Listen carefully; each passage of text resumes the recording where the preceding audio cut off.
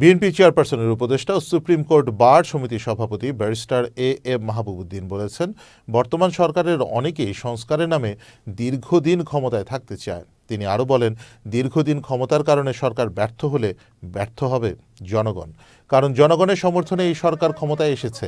শনিবার নোয়াখালী জেলাধীন সোনাইমুড়ি ও চাটখিল উপজেলার পৃথক স্থানে পৌর বিএনপি ও স্বেচ্ছাসেবক দলের আয়োজনে বিএনপির ভারপ্রাপ্ত চেয়ারম্যান তারেক রহমানের নির্দেশে অসহায় হতদরিদ্র শীতার্ত মানুষের মাঝে শীতবস্ত্র বিতরণকালে তিনি এসব কথা বলেন। এ সময় উপস্থিত ছিলেন সোনাইমুড়ি পৌর বিএনপির আহ্বায়ক মোতাহার হোসেন মানিক, জেলা বিএনপির যুগ্ম সাধারণ সম্পাদক মোহাম্মদ মোস্তফা কামাল সহ অন্যরা।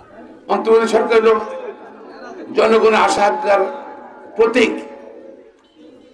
আমরা অনেক আশা করছি, মানুষ আশা করছে তারা কিছু সংস্কার দরকার, সংস্কার করেই তারা দ্রুত নির্বাচন দেবে, মানুষের ভোটাধিকার ফিরিয়ে দেবে এবং যারা সংস্কার করতে হবে তারা অপরাধ করছিল, দুর্নীতি করেছিল তাদের ব্যবস্থা গ্রহণ করবে। এই সরকার, প্রতিনিধি সরকার যদি ব্যর্থ হয়, যেহেতু আমরা সরকার সমর্থন দিয়েছি, আমরা ব্যর্থ হব, বাংলাদেশ ব্যর্থ হবে।